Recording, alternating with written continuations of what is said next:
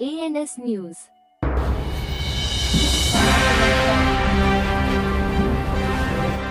अनुशक्ति नगर विधानसभा के वासीनाका ब्लॉक में माननीय पंडित जी दीनदयाल उपाध्याय जी के पुण्यतिथि का कार्यक्रम रखा गया है।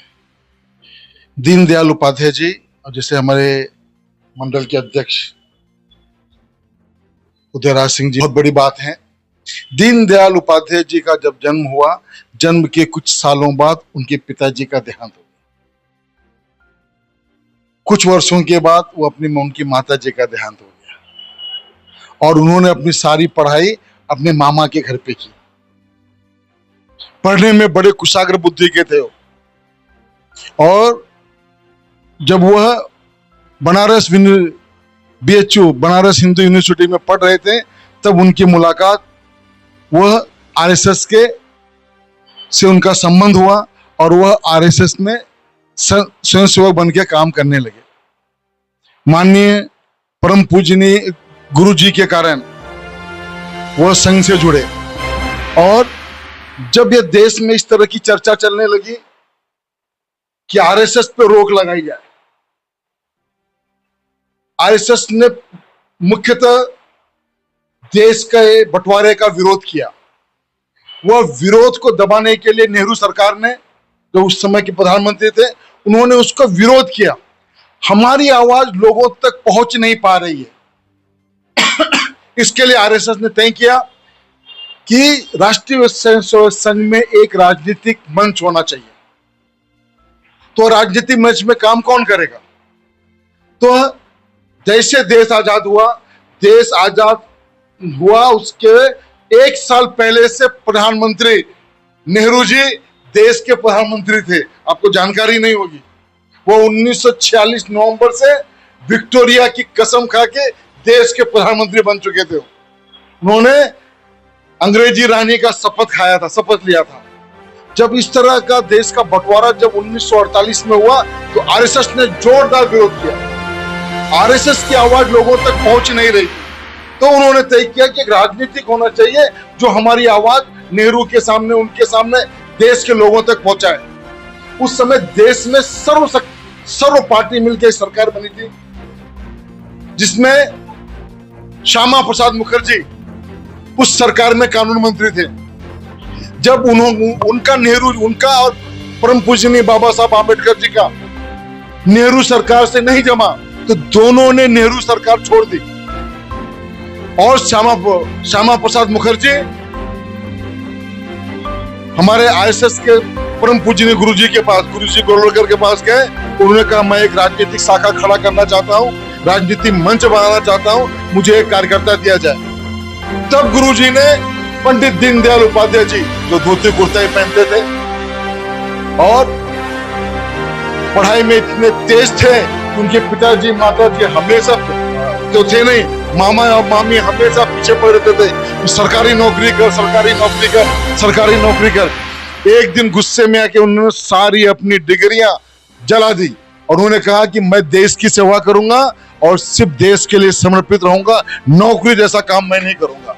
श्यामा प्रसाद मुखर्जी जी के मानने के बाद वो महामंत्री बने और श्यामा प्रसाद मुखर्जी 1951 को जनसंघ के अध्यक्ष बने और तब उनके नेतृत्व में संपूर्ण देश में भारतीय जनसंघ का प्रचार की शुरुआत हुई। 1953 की सरकार में जब नेहरू जी ने कश्मीर में अलग संविधान लाया, तो उसका विरोध करने के लिए श्यामा प्रसाद मुखर्जी, उन्होंने नारा दिया, एक देश में दो विधान, दो निशान, दो संविधान नहीं चलेंगे। और उस नारे को लेके जब वो जा रहे थे जम्मू कश्मीर में, उनको गिरफ्तार कर लिया गया, तो उनके PA बोल के, उनके पर्सनल सचिव बोल के अटल बिहारी वाजपेयी जी थे और उनके महामंत्री पंडित दीनदयाल उपाध्याय जी देश घूम के, गली गली, मोहल्ले घूम के उन्होंने अपने देश की परिक्रमा 11 बार की और उन्होंने भारतीय जनसंघ को खड़ा किया। श्यामा प्रसाद मुखर्जी जेल में जाने के बाद कुछ महीने बाद वहां उनका देहांत हो गया। कैसे उनका देहांत हुआ आज तक किसी को जानकारी नहीं है। उस आंदोलन को तेज किया गया और माननीय दीनदयाल उपाध्याय जी के नेतृत्व में तेज किया गया। उनको वो भारतीय जनसंघ का अध्यक्ष बनाया गया। अध्यक्ष बनाने के बाद उन्होंने भारतीय जनसंघ को गली गली मोहल्ले तक पहुंचाया।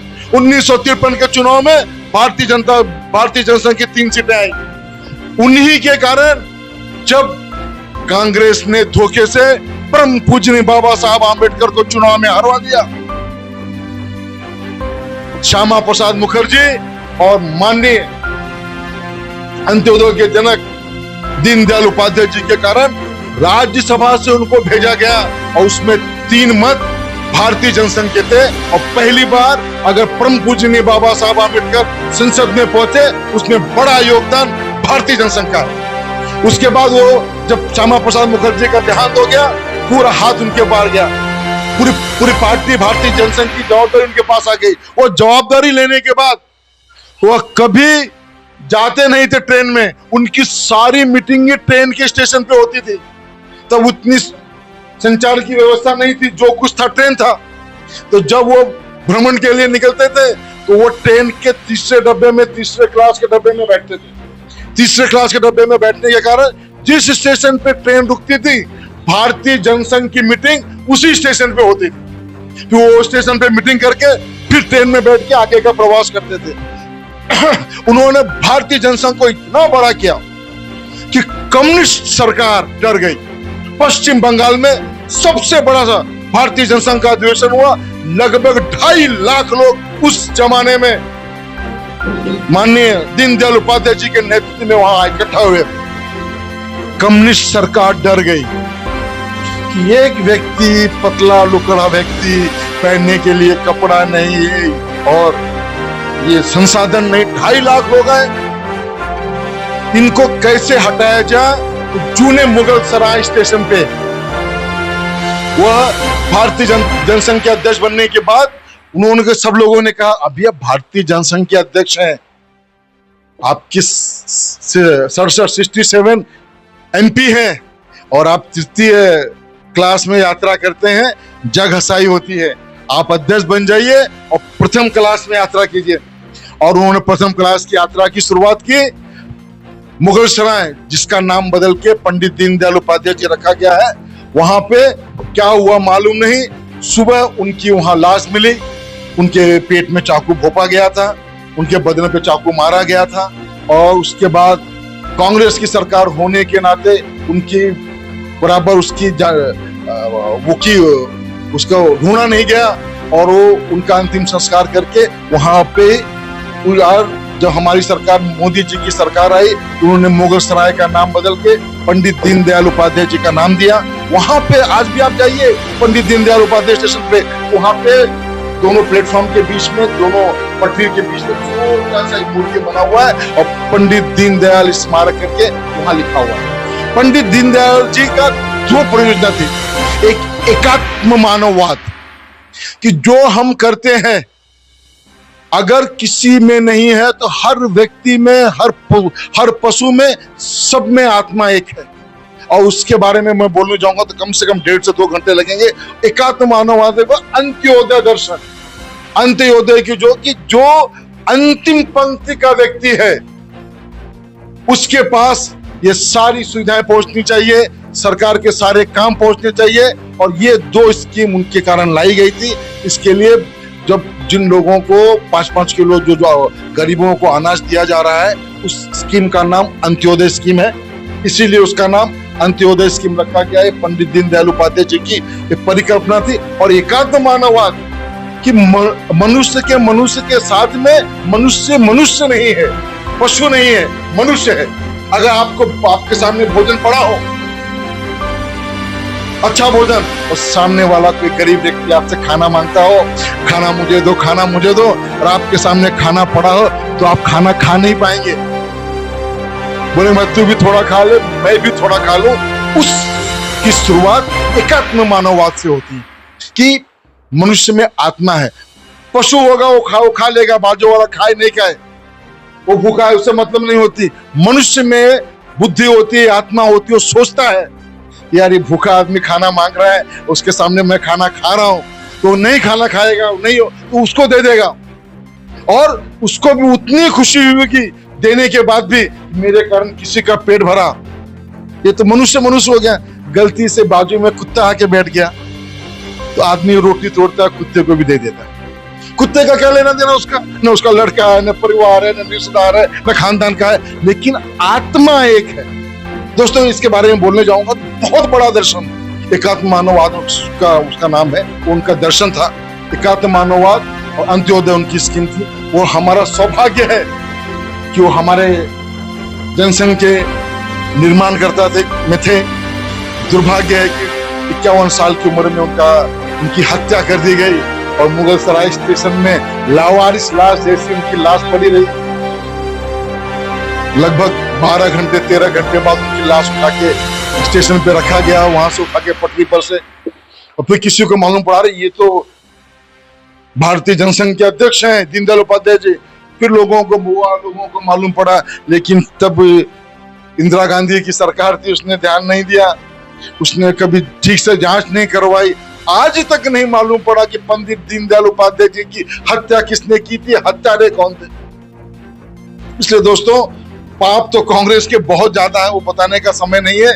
आज इतने बड़े व्यक्तिमत का हमारा सौभाग्य, हम उसे मना रहे हैं, और वो सौभाग्य भारतीय जनता उनके रूप में चली।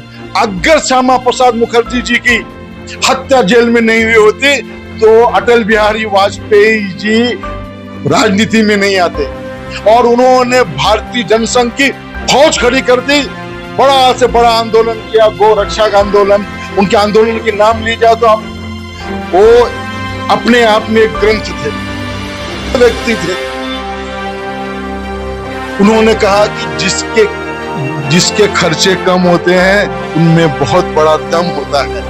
ये उनका नारा है, वो उनके शब्दों में थे, मैं भैया शब्दों में बता रहा हूँ। उनके खर्चे बहुत कम थे, खाना मिला तो भी चरी वही थी। जब तक भारतीय जनसंघ जो अपने सिद्धांतों पे नहीं पहुंचेगा तब तक मैं बैठूंगा नहीं। चरी वही थी का उन्होंने कसम खा के भारतीय जनसंघ में उन्होंने काम किया, और भारतीय जनसंघ को इतना बढ़ाया कि 2 सीट जीतने वाली आज 300 सीट जीत के उसके लोग भारत देश पे राज्य कर रहे हैं और उनके विकास के काम को आगे बता रहे हैं। मोदी जी ने कितना विकास किया उसके बारे में आपको आपके विधानसभा अध्यक्ष ब्लॉक अध्यक्ष उदय जी ने बताया है, उस पर नहीं जाऊंगा। लेकिन उनके बारे में पढ़ना, उनके बारे में जानकारी लेना हमें हर कार्यकर्ताओं को आवश्यक है कि कितने लोगों ने जान दिया है इस पार्टी को बढ़ाने के लिए। वो उसकी श्यामा प्रसाद मुखर्जी है, दीनदयाल उपाध्याय जी है, मुंबई के 2 एमएलए दिया है। उसकी चर्चा करोगे तो खून से सींच के पार्टी बढ़ी हुई। ये पार्टी पानी से सींचा हुआ नहीं है, पसीना और खून से सूझ के यह पार्टी को आज ऊपर लाया है, और आज भारतीय जनता पार्टी ये बैठी है। आप उनके जो सबसे बड़े शिष्य थे अटल बिहारी वाजपेयी, उन्होंने संसद में कहा था, आज तुम हमारे ऊपर हंस रहे हो कांग्रेस को, एक दिन ऐसा आएगा हमारे लोग यहाँ बैठे होंगे, हमारी संख्या इतनी ज्यादा होगी और तुम एक एमपी को तरसोगे। और भारतीय जनता उनकी बातों को प्रधानमंत्री नरेंद्र मोदी जी ने पूरा किया। आज संसद में जब भारतीय जनता पार्टी का नाम आता है तो छाती से आवाज गूंज जाती है, और कांग्रेस न 2 में है न 13 में है। कांग्रेस का इतिहास खत्म हो रहा है। हम सबका काम है दीनदयाल उपाध्याय जी के बताए हुए रास्ते में चलना, चरी वैती का काम करना, अंत्योदय को लोगों तक पहुंचाना। जब तक गरीब सुखी नहीं है, अंतिम व्यक्ति सुखी नहीं है, दीनदयाल उपाध्याय जी की आत्मा को शांति नहीं मिलेगी। मैं सभी से निवेदन करता हूं, आप सब उनके बताए हुए मार्ग पे चलें और उनको सत नमन करके अपने दोस्तों समर्पित करता हूं।